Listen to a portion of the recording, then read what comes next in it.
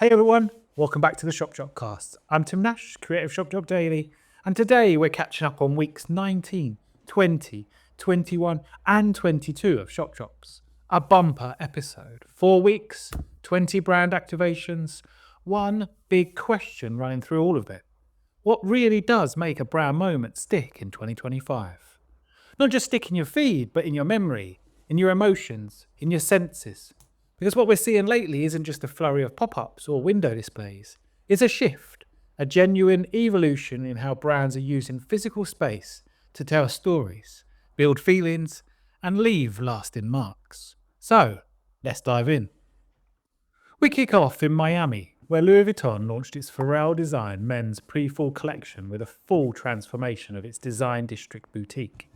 Think tiled floors, coastal colours, life buoys and parasols. A surreal poolside fantasy.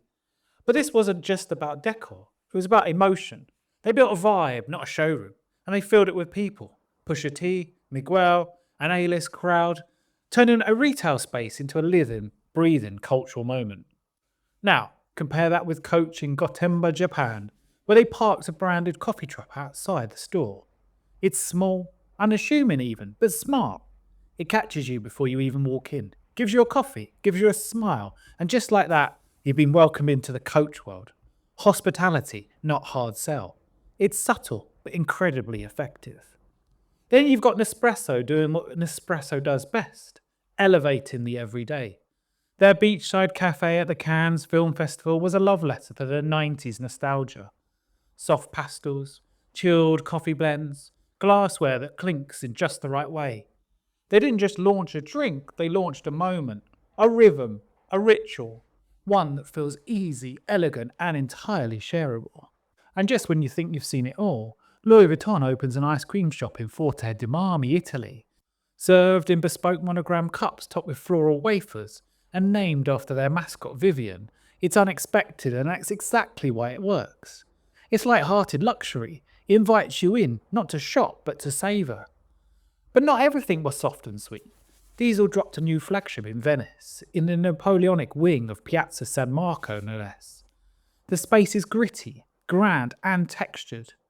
Coco Piasta plaster, fogged mirrors, travertine marble. You can feel the tension. Venice's elegance, Diesel's edge, and it works. It feels right for the brand. Not just a store, but a statement, a piece of architecture that belongs to the city. And across the ocean in New York, Nordstrom handed its corner shop over to New Balance. But instead of just filling it with product, they filled it with life. Pottery classes, yoga, scent blending, artist collabs, all threaded into the shopping experience. It wasn't about selling sneakers, it was about making you feel like you're part of something, a community, a culture, something urban and grounded, and very now. And that idea of feeling something, that brings us to Lululemon. They reimagined their Fifth Avenue flagship in an all-blue dream world for their Align pant.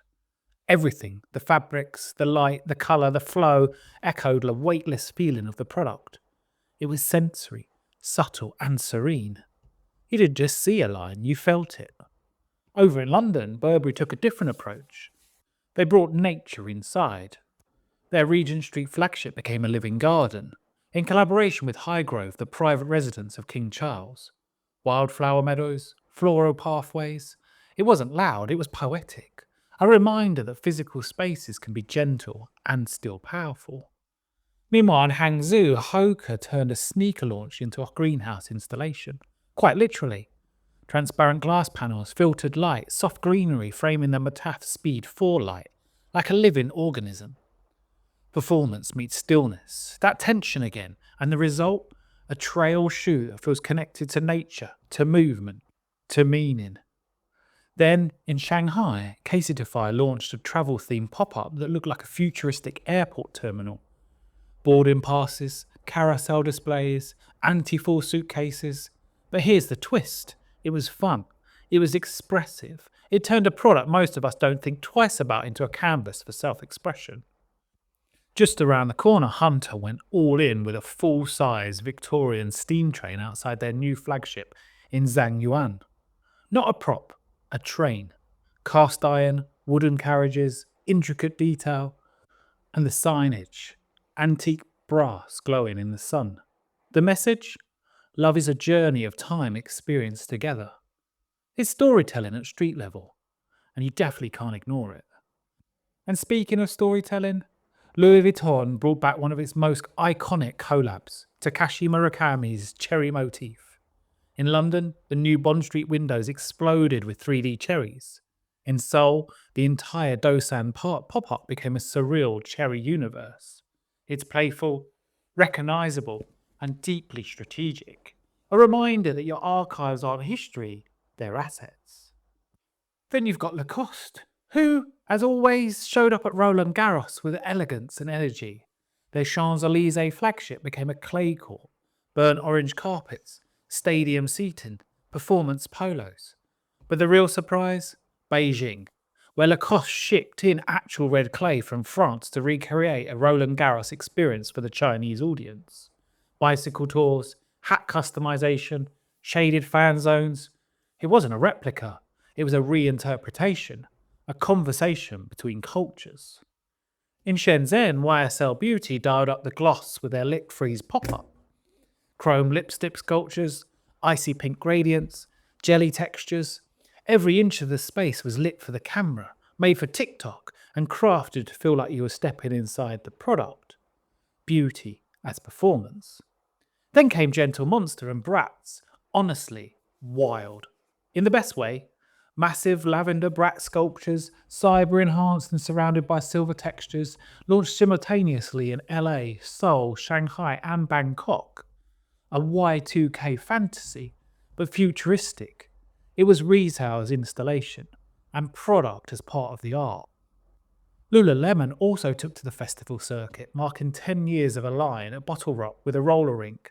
Yep, a real one, with DJs, merch, a hydration bar, and even product customization stations.